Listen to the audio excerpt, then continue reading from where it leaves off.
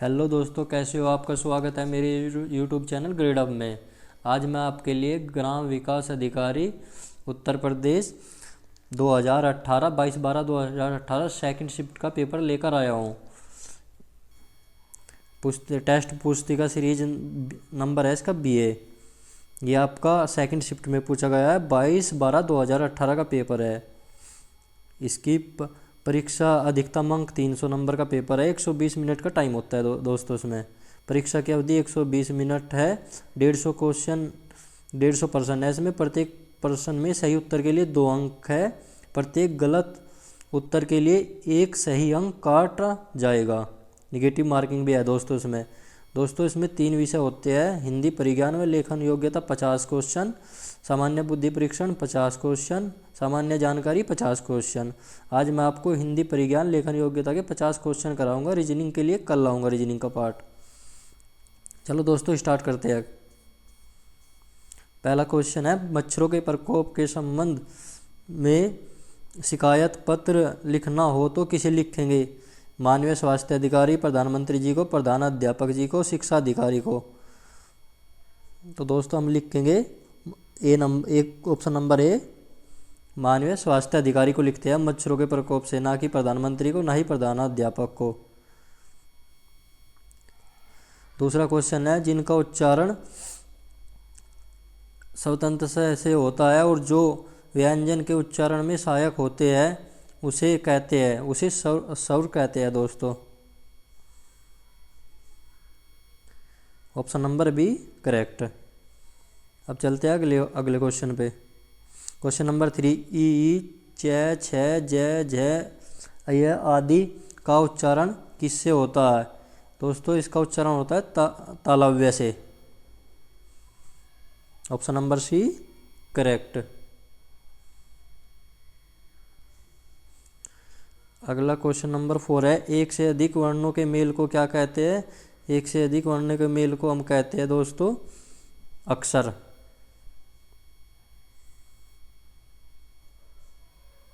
Question option number ए।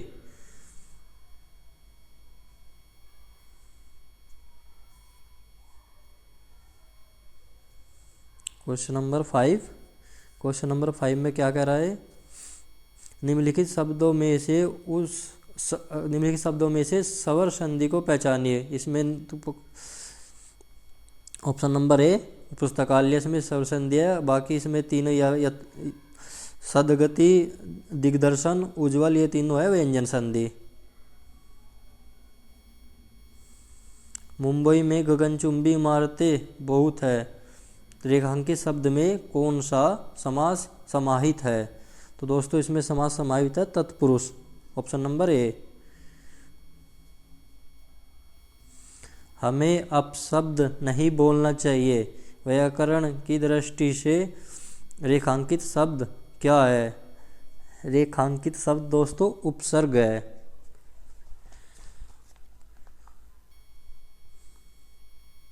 इसका C option correct हो जाएगा।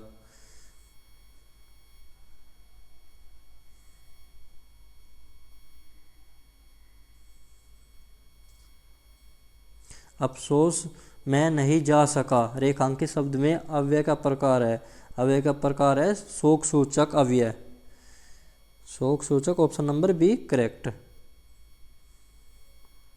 9वां क्वेश्चन पर आ जाते हैं। निम्नलिखित शब्दों में से तत्सम शब्द को पहचानिए। कोयल, कुकुर, लाख, भीतर। 9वें का आ जाएगा आपका बी, कुकुर। इसमें तत्सम शब्द है जो संस्कृत से लिया गया है। अगला क्वेश्चन नंबर 10 पे आते हैं। क्वेश्चन नंबर 10 में क्या कह रहा है? निम्नलिखित शब्दों में से तद्भव शब्द को पहचानिए। तद्भव शब्द है इसमें ये आलस, ये भी आपका तत्सम है, ये भी आपका तत्सम है, ये भी आपका तत्सम है। Option number A correct. Question number 11 में क्या कह रहा है? निम्नलिखित शब्दों में से अर्ध तत्सम शब्द को पहचानिए। इसमें ऑप्शन नंबर बी सही हो जाएगा, दही। दही आपका अर्ध तत्सम शब्द है। क्वेश्चन नंबर 12 पे चलते हैं। क्वेश्चन नंबर 12 पे क्या कह रहा है? निम्नलिखित शब्दों में से विदेशी शब्द को पहचानिए। ग्लास, अचल, आचार्य, आश्चर्य, छाता। इसमें आपका ऑप्शन नंबर ए करेक्ट हो जाएगा। ग्लास, ग्लास जो कि अंग्रेजी विदेशी शब्द है, विदेशी भाषा से लिया गया है। या अचल, आश्चर्य, छाता ये सब हमारी हिंदी भाषा के शब्द है। तत्सम और क्वेश्चन नंबर हम आ जाते हैं 13 पे। क्वेश्चन नंबर 13 में क्या कह रहा है, निम्नलिखित विशेषणों में से संज्ञा को पहचानिए। तो इसका ऑप्शन नंबर हो जाएगा डी, अनुशासन। अनुशासन एक विशेषण भी है और संज्ञा की बात ही कार्य भी करता है। ये संज्ञा भी कहलाता है अनुशासन। क्वेश्चन नंबर 14, आपकी सब राह देख रहा है रेखांकित शब्द कौन सा सर्वनाम है। ये दोस्तों आपका सर्वनाम है डी, निजवाचक सर्वनाम। ऑप्शन नंबर डी करेक्ट हो जाएगा। क्वेश्चन नंबर 15 पे चलते हैं। क्वेश्चन नंबर 15 क्या कह रहा है, निम्नलिखित शब्दों में से विशेषण को पहचानिए। इसका ऑप्शन नंबर हो जाएगा बी। इसमें विशेषण है।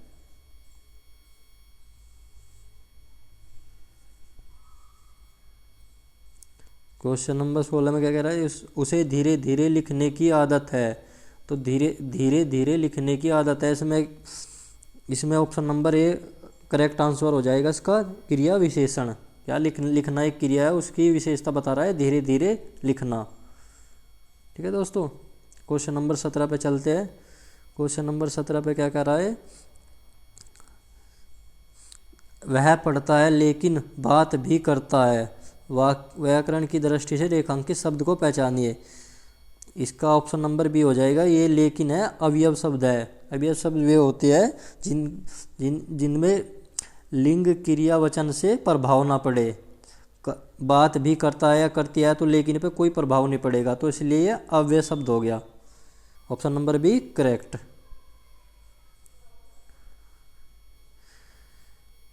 क्वेश्चन नंबर 18, रविवार है वह घर पर ही रहेगा। ये भी दोस्तों अव्यय होता है। निपात जो इसका ऑप्शन सी हो जाएगा। निपात भी अव्यय की बात ही कार्य करता है। अव्यय का दूसरा रूप है निपात। इतने निपात होते हैं वे सारे अव्यय होते हैं, यानी कि उसमें लिंग वचन क्रिया से कोई प्रभाव नहीं पड़ता। तो इसका हमारा ऑप्शन नंबर हो जाएगा सी, निपात। क्वेश्चन नंबर 19, आकाश में चंद्रमा चमक रहा है। रेखांकित का पर्यायवाची नहीं है। व्योम, गगन, नभ तीनों पर्यायवाची है। सी, सराल इसका पर्यायवाची नहीं होता है दोस्तों। Option number C correct.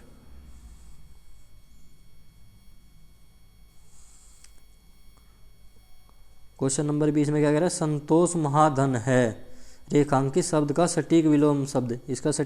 इसका ऑप्शन नंबर ए सही हो जाएगा। विलोम शब्द ए, असंतोष। संतोष का विलोम शब्द होता है असंतोष। क्वेश्चन नंबर 21 पे आते हैं दोस्तों। युग्म शब्द की कौन सी जोड़ी सही है। तो इसमें ऑप्शन नंबर सी सही हो जाएगा, अचल, अचला।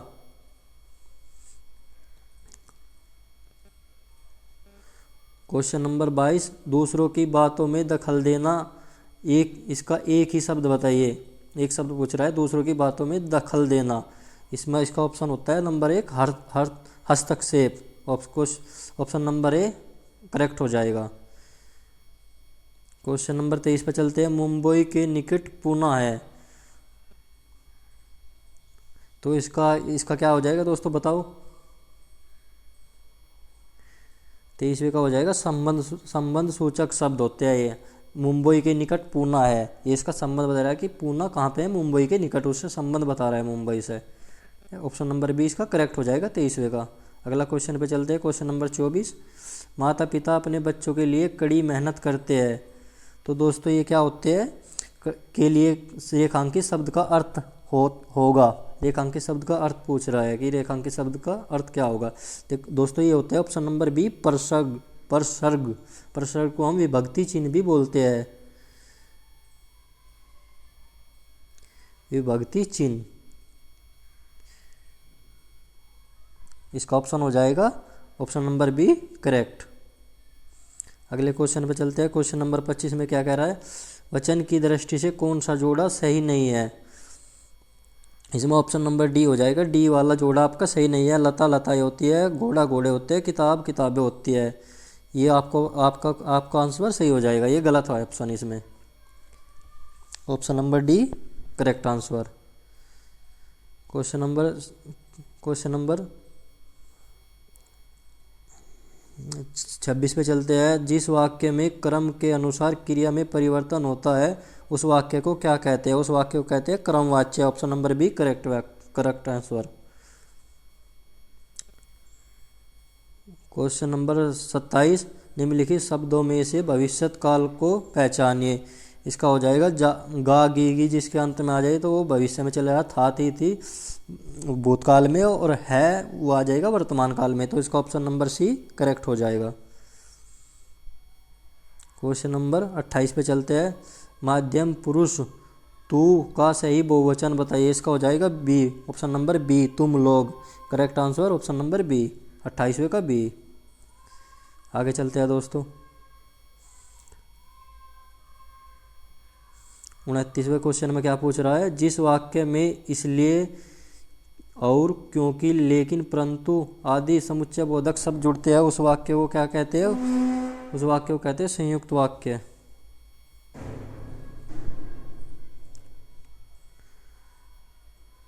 ऑप्शन नंबर ए इसका करेक्ट हो जाएगा। ऑप्शन नंबर ए।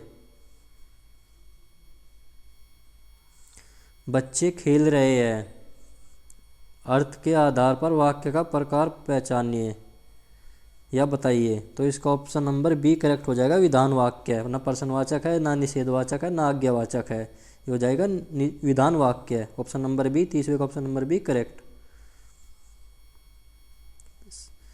31वां क्वेश्चन है, तुमको मुझे पढ़ाना है। इसमें अशुद्ध अंश को पहचानिए। अशुद्ध इसमें से कौन सा है, तुमको है, मुझे है, पढ़ाना है या है। तो इसमें तुमको है, तुमको अशुद्ध वर्ड है इसमें। ये ऑप्शन नंबर ए इसका करेक्ट हो जाएगा। तुमको ना होकर यहाँ तुम्हें होना चाहिए, तुम्हें मुझे पढ़ाना चाहिए। तुमको यहाँ पे गलत है। Option number A correct. 31वें का ऑप्शन नंबर ए हो जाएगा।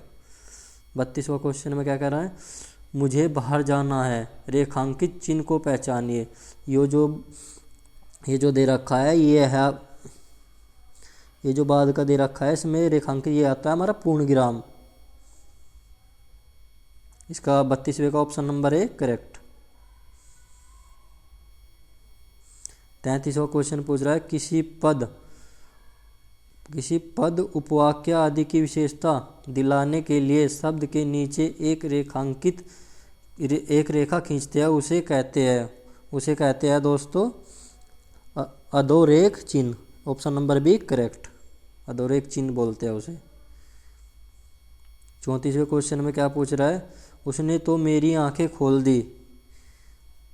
इसका ऑप्शन नंबर हो जाएगा 34 का ए, भ्रम से दूर करना। ऑप्शन नंबर ए करेक्ट हो जाएगा इसका। आगे चलते हैं। क्वेश्चन नंबर 35, आग लगाने पर कुआं खोदना लोकोक्ति का सही अर्थ होगा। इसका ऑप्शन नंबर हो जाएगा बी, संकट के समय बचाव के लिए सोचना। आग लगाने पर कुआं खोदना, संकट के समय बचाव के लिए सोचना। 35वें का बी। 36वां, ग्रहों तारों आदि का स्थान वाक्यांश के लिए उचित शब्द होगा। ये अंतरिक्ष में होते हैं दोस्तों, न कि समुद्र में, न धरती पर, न विश्व में। अंतरिक्ष में होते हैं तीनों चीज। Option number B. 36वें का ऑप्शन नंबर बी करेक्ट। अब आ जाओ 37वें क्वेश्चन पे। 37वें क्वेश्चन में क्या कह रहा है, निम्नलिखित में से समानार्थी जोड़ी को स्पष्ट कीजिए। शेर शेरनी, लड़का लड़के, व्यवहारिक अव्यवहारिक। ये तीनों एक दूसरे के विपरीत है। ये ऑप्शन नंबर एक इसका करेक्ट हो जाएगा। ये दोनों एक ही होते हैं, एक समानार्थी अर्थ है, दोनों का एक ही अर्थ है। क्वेश्चन नंबर 38 पे चलते हैं। पूर्वी हिंदी क्षेत्र में कौन सी बोली नहीं बोली जाती। इसका आ जाएगा जयपुरी। जयपुरी राजस्थान में बोली जाती है, न कि पूर्वी हिंदी क्षेत्र में या भाषा नहीं बोली जाती। जयपुरी, छत्तीसगढ़ी, अवधी, बघेली ये बोली जाती है।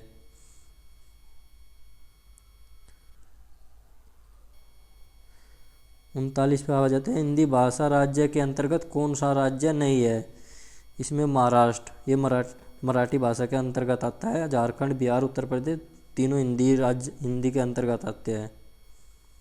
40वां रामचरित मानस के रचयिता गोस्वामी तुलसीदास।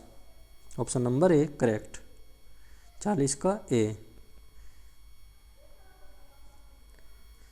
41 क्वेश्चन में क्या कह रहा है? अंग्रेजी का हिंदी अनुवाद लिखिए, सही अनुवाद स्पष्ट कीजिए। Disaster to environment is the biggest problem.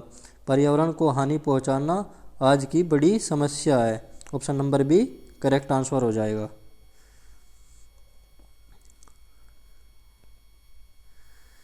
Question number 42, मनुष्य जीवन की नींव है, सही अनुवाद लिखिए। इसमें हो जाएगा आपका दोस्तों second number B, education is the foundation of the over life. Option number B इसका करेक्ट हो जाएगा 42वें का।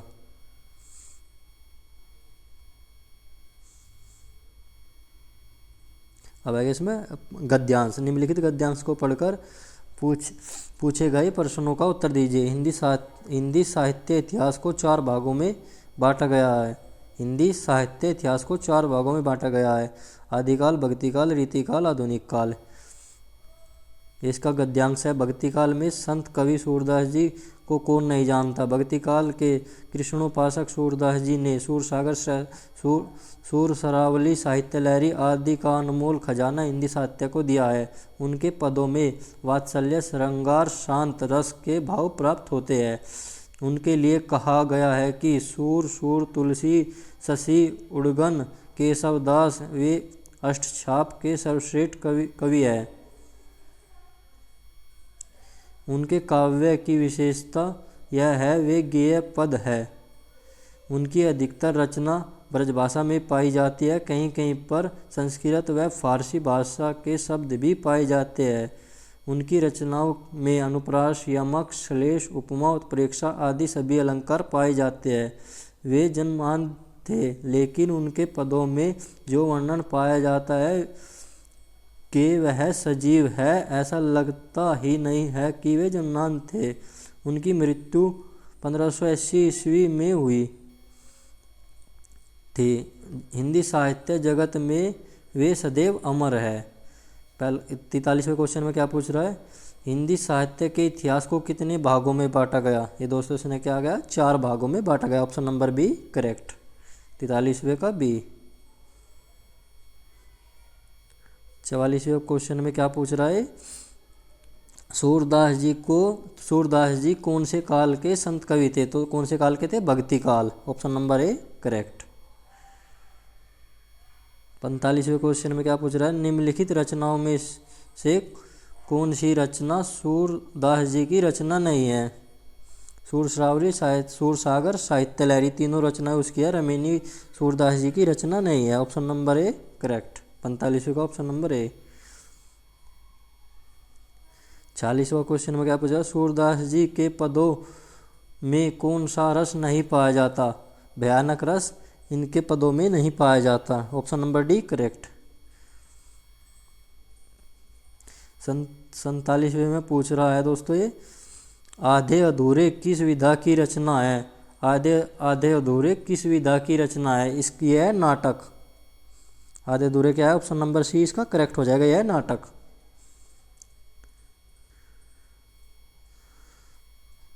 Question number 47। क्वेश्चन नंबर 48 है, जयद्रथ वध किसकी रचना है? जयद्रथ वध है दोस्तों ये मैथिली शरण गुप्त की। जयद्रथ वध किसकी है? मैथिली शरण गुप्त की। 48वें का सी हो जाएगा। 49वें में क्या पूछ रहा है? निम्नलिखित में से छायावादी रचनाकार कौन है? इसमें से छायावादी रचनाकार है दोस्तों सुमित्रा नंदन पंत छायावादी रचनाकार है। ऑप्शन नंबर सी। 49वें का ऑप्शन नंबर सी। आखिरी क्वेश्चन पे चलते हैं दोस्तों। आखिरी क्वेश्चन में क्या कह रहा है? हिंदी साहित्य को कितने काल खंडों में विभक्त किया गया है? हिंदी साहित्य को 4 भाग खंडों में विभक्त किया गया है। दोस्तों अगर आपको मेरी वीडियो पसंद आई हो तो प्लीज़ लाइक करो, अपने दोस्तों के साथ शेयर करो और मेरे चैनल को सब्सक्राइब करो। कल मैं आपके लिए इसी इसी सेट का पार्ट बी रीजनिंग का लेकर आऊँगा। प्लीज़ मेरे चैनल को सब्सक्राइब करना और थैंक यू दोस्तों वीडियो देखने के लिए।